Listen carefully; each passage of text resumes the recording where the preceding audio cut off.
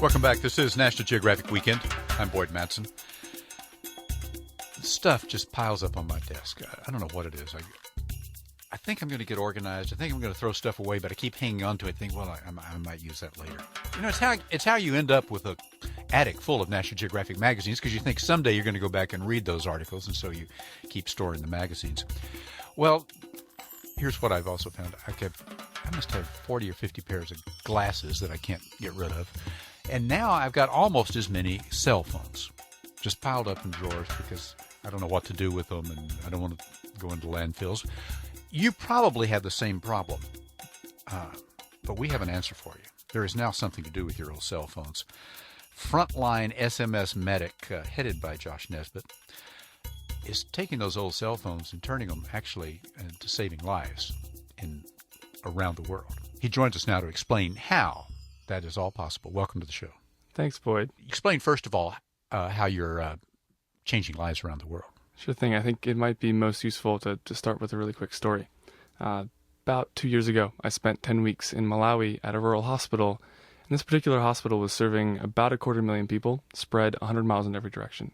So you literally had patients walking 60 to 100 miles to access care. There are actually more Malawian physicians in Manchester, England, than in all of Malawi. And so there was a really sort of crazy patient-to-physician ratio. And like a lot of clinics, like a lot of NGOs, they had turned to a network of volunteers, community members who stood up and said, I want some basic training, and I want a basic drug kit, and I'm going to provide care for my community. I was told there were about 500 of these volunteer community health workers around this hospital, and I was there for 10 weeks and only met one. His name was Dixon, and he was walking about 50 miles every 4 or 5 days to hand-deliver patient reports. So he was out in the field actually checking on patients, taking notes, filling in the charts, but he had to bring it back to the clinic to get it signed off on. Exactly. And I had a better mobile phone signal in rural Malawi than I did in Palo Alto, and so it was clear that there were tools that could help. Yes, I know that is true. I travel a lot here at Geographic, and I always get better service wherever I am in the world outside of the United States. It's true. It's absolutely true. It's unbelievable. You can have 4 bars in the most rural place out in the middle of nowhere. Yeah. And so you knew that you could take this high-tech telephone and use it to connect people. Basically, so I actually ran into someone living out of a van, Ken Banks, on the edge of the Stanford campus, and he was hacking away and creating this free and open source software platform called FrontlineSMS, which basically lets you use a laptop and a GSM modem to coordinate large amounts of text messages. And it was a really good fit for rural healthcare. And so that's what I put into a backpack along with 100 recycled phones and took back to the clinic. And now the workers don't have to walk 50 miles to get to the clinic to hand in the report. They just text in the information and get an immediate response. Exactly. They saved a couple 1,000 hours of travel and work time, a couple $1,000 in motorbike fuel, and actually doubled the number of patients they were treating for tuberculosis over 6 months. This started in Malawi. Josh Nesbit, who we're talking with on National Geographic Weekend, and FrontlineSMSMedic, is now working in 11 countries. Yes, sir. This in the last 2 years, delivering health care through texting, mobile phone technology, cell phone technology.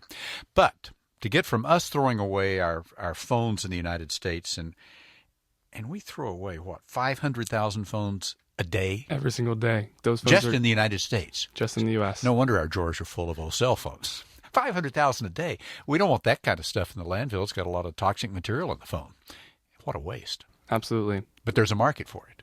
There is. So we have an amazing recycling partner, the Wireless Source, based out of Michigan, and they'll provide free shipping, free collection materials, free campaign materials, and basically we'll recycle your old mobile phone and we'll give it a new life on the front line of global health. You take the phones and you recycle them or partner with this company. Exactly. And you get money for that recycled phone, and then you can buy the kind of phone that is necessary to be used in these third world countries. Exactly. The average phone in the U.S. will net about $20, and high-end phones, smartphones that we have in our pockets, will net $80 or $90. So your old BlackBerry will turn into 8 or 9 low-end cell phones for health workers. And companies that supply their workers with phones, they have to pay to recycle those, because you can't just, if they're responsible, you don't just dump those in the landfill or throw them in the trash.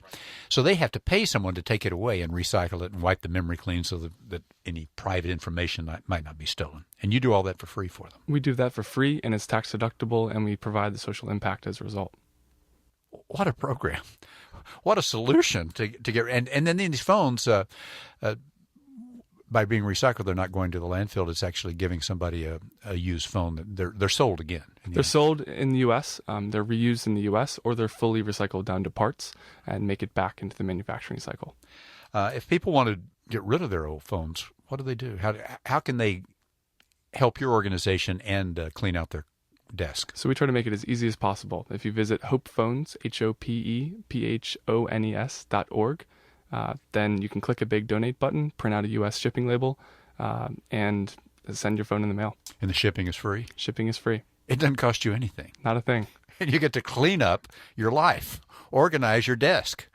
I got to go home and do this. I got to get rid of those old phones. And we're coming up on Christmas, so I guess a lot of people will be getting new handsets, new wireless devices. Now's the time. Yeah, because every time there's a new high-tech phone, I actually accuse my kids of purposely breaking their old phones so they can say, "Oh, we need the new iPhone. We need new technology." And say, "Well, you have to save up if you're going to get it." But I just find it impossible that they can break that many phones accidentally. No, and they don't need to feel as bad about it now. Now there is a cause. You can send those broken phones somewhere and have them reused and save lives in third world countries. It's the work being done by FrontlineSMS Medic. What a great program. So again, if people want to send them in, give us one more time. HopePhones.org. HopePhones.org. Hey, thanks very much for sharing that story with us, Josh. Of course.